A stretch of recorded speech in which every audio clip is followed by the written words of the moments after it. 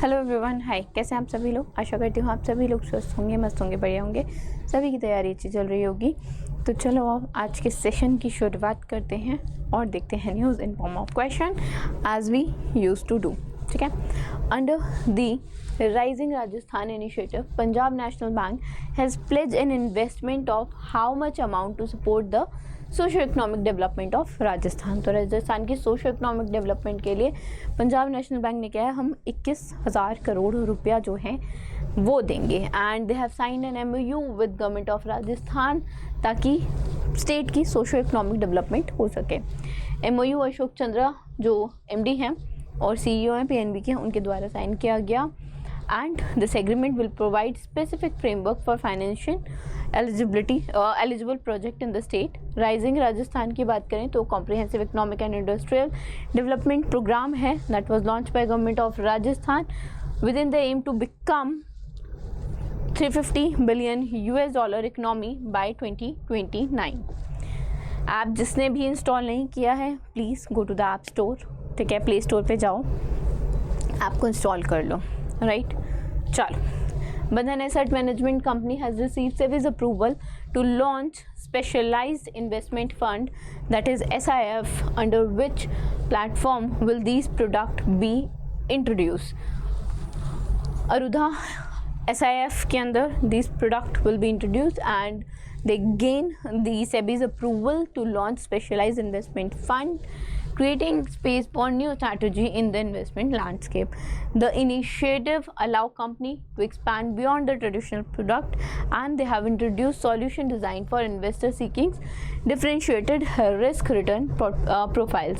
New range of product will be offered under the Arudha SIF platform, and the platform will enable the company to design equity debt hybrid strategies, including the unhedged short derivatives positions. Coming to next, as per the National Payment Corporation of India, that is NPCI, revised UPI guidelines that is effective from the 15th of September. NPCI ने UPI guidelines थोड़ी सी revise की है और 15 सितंबर से effective होगी। तो the question is, what is the new per transaction limit for capital market and insurance transaction? It is 5 lakh rupees. ठीक है, कितनी है? 5 लाख है। पर ट्रांजेक्शन लिमिट जो है वो इंक्रीज हुई है to 5 lakh and 24 hours aggregate limit raise हुई है 10 लाख से फॉर वेरियस सर्विसेज जैसे कि insurance, capital market, government tax payments, credit card payment etcetera. And जो एनहेंस UPI ट्रांजेक्शन लिमिट है, it will be applicable only for person to merchant. ठीक है, payment जो कि मेड होती है वेरीफाइड मर्चेंट्स के द्वारा। NPCI ने क्लैरिफाई किया है कि पर्सन टू पर्सन ट्रांजेक्शन है उसकी लिमिट जो है वो 1 लाख थी, वो 1 लाख ही रहेगी। ठीक है, there would be no change. Person to person, जैसे मैंने एक किसी दूसरे व्यक्ति को, अपने फ्रेंड को पैसे करने हैं, वो हो गया person to person. Person to merchant हो गया कि कोई किसी लेट्स से किसी पर्सन ने कोई सामान खरीदा, किसी मर्चेंट को किया। ठीक है, वो हो गया। तो ये पूरी कैटेगराइज्ड लिस्ट है, you can have a look at it, किस में कितना इंक्रीज हुआ है। ठीक है, चलो आगे चलते हैं। Who has recently been elected as a chairman of association of mutual fund in India? तो सिक्का जी हैं, संदीप सिक्का जी। बी जो ऑप्शन है वो करेक्ट है, चेयरमैन अपॉइंट हुए हैं, इलेक्ट हुए हैं बेसिकली। ठीक है, as the executive director and CEO of Nippon Life India Asset Management Limited, he has been basically elected as the Association of Mutual Funds in India. ठीक है, and as a chairman of AMFI, and Vishal Kapoor, who is CEO of Bandhan Asset Management Company, is the vice chairman. He has been elected as the vice chairman. Appointment was made by AMFI board following its 30th annual journal meeting, and Sika has replaced Navneet Munoth, the MD and CEO of HDFC AMC. Vishal Kapoor has succeeded Anthony Heredia. ठीक है, चलें आगे. Vishal Kapoor vice chairman and अगर बात करें सिक्का जी की तो ही इज़ दी चेयरमैन. ठीक है, चलो आगे चलते हैं नेक्स्ट क्वेश्चन पे. जीएसटी का क्वेश्चन देखो. जीएसटी रेट रिवाइज होंगे अभी जो इफेक्टिव होंगे वो 22 तारीख से होंगे, 22 सितंबर से होंगे, 22 ऑफ सितंबर से होंगे. राहत ही है काफ़ी ज़्यादा, राइट.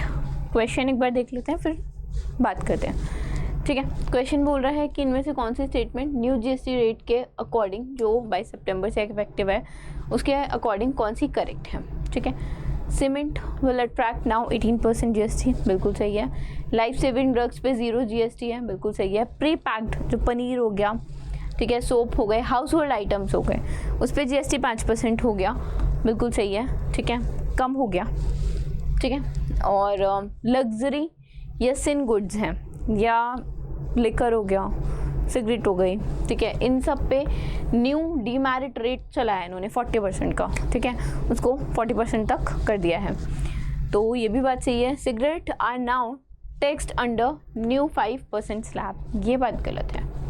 ठीक है, अभी मैंने बताया ना जो लग्जरी या सिन गुड्स हो गए या लिकर हो गई, सिगरेट्स हो गई, they are categorised under this demerit rate जो 40% की है. तो पहला ही आंसर करेक्ट होगा. एंड जो अब स्लैब है, जैसे पहले 4 टीयर्स में होते थे, 4 कैसे होता था, 5, 12, 18 और 28. ठीक है, अब उसको 5 और 18 दो उसमें कर दिया, एक न्यू इंट्रोड्यूस कर दिया. जैसा अभी मैंने बताया डीमेरिट रेट 40% का ये इंट्रोड्यूस हुआ है for luxury and sin goods के लिए. ठीक है, this is basically to simplify the tax system, ease compliance and enhance the ease of doing businesses for everyone including the small traders, entrepreneurs, everyone, right. Coming to the table. ठीक है, अगर बात करें किन किन चीज़ों पे राहत मिली है तो एज यू कैन सी जो हमारे डेली एसेंशियल्स होते हैं, जैसे आपका हेयर ऑयल हो गया, सोप हो गया, टूथपेस्ट हो गया, 12 से 18% तक होता था, 5% हो गया. पनीर या ब्रेड, रोटी जैसी चीज़ें होती हैं जो पैक्ड बेसिकली आती हैं, उनको इट गोज़ टू 0. ठीक है, ट्रैक्टर्स, टायर्स और जो भी farmers, uplifting farmers and agriculture को और बढ़ावा देने के लिए दे हैव रिड्यूस्ड फ्रॉम 12 और 18 to 5%. ठीक है, हेल्थ केयर सेक्टर में भी राहत मिली है 18% से, जो अब पहले 18% लगता था जब आप लाइफ इंश्योरेंस अगर कोई किसी ने लिया हो. ठीक है, तो जो भी आपका अमाउंट होता था उस पर 18% जीएसटी लगता था, अब छूट है. ठीक है, एजुकेशन भी में भी अफोर्डेबल कर दिया है. डायग्नोस्टिक जो किट्स हैं पहली बात उनको 5% पे ले आए हैं, और जो मैप्स, चार्ट्स, ग्लोब्स जैसी चीज़ें हो गई उसमें पूरी छूट दे दी है. पेंसिल, शार्पनर, इन सब, इरेज़र, ये जो भी एजुकेशन रिलेटेड आपकी जो भी स्टेशनरी आइटम है उनको जीएसटी से हटा दिया है. बाकी में भी कम कर दिया है. एंड टबैको, एयरक्राफ्ट जो पर्सनल यूज़ किया उसको 40% पे लोग ले आए हैं. ठीक है, चलो आगे चलते हैं. Where did the union minister of electronics and information technology Shri Ashwini Vaishnaw inaugurated TDK Corporation's Advanced Technologies Lithium Ion Battery Manufacturing Plant. तो he has done this in सोना, हरियाणा. ठीक है, जो अश्विनी वैष्णव जी हैं उन्होंने TDK corporation advance technologies lithium ion battery manufacturing plant जो है सोना, हरियाणा में इनॉग्रेट किया है. This facility was establish with N investment of 3,000 crore under the Central Electronics Manufacturing Cluster Scheme, and the plant will manufacture around 20 crore of battery packs per year, accounting for approximately 40% of the India's projected demand for the lithium batteries.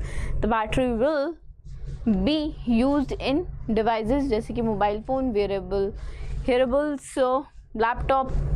आत्मनिर्भर भारत को support करेंगे और directly 5,000 jobs जो हैं वो generate होगी इससे. ठीक है, which country has recently joined health AI global regulatory network to strengthen oversight of AI in health care, तो this is India, India has joined it, ठीक है। दिस इज़ अगर health AI global regulatory network की बात करें तो ये network है of health regulators that is dedicated to safe and effective use of artificial intelligence in healthcare, and it was showcased by Indian Council of Medical Research, National Institute for Research in Digital Health and Data Science, and India AI, and they will collaborate with GRN members such as United Kingdom and Singapore in early warning system and safety mechanism for AI in healthcare. They'll together will contribute to creating shared safety protocol, monitoring AI performance in real world clinical setting, and promotion trusted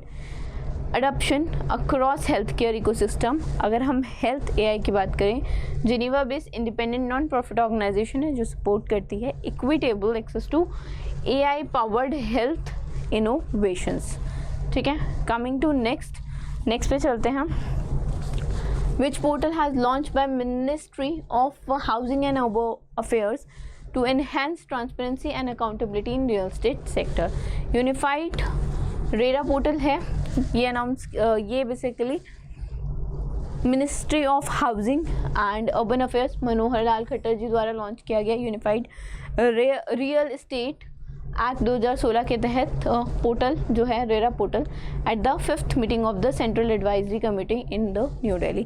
जो portal है it is centralised database of the real estate project across the country monitored by the central committee to ensure the uniform enforcement, and it enhance the transparency and facilitate the best practice among the states and UTs, and it follows standard operating procedure to simplify the project tracking, address stalled projects, improve transparency and accountability nationwide, and it makes the entire process smoother for home buyers, also for the developers. So this was it from today's session. I hope you guys might have liked the session. पसंद आया तो like करना, channel को subscribe करना. Thank you so much.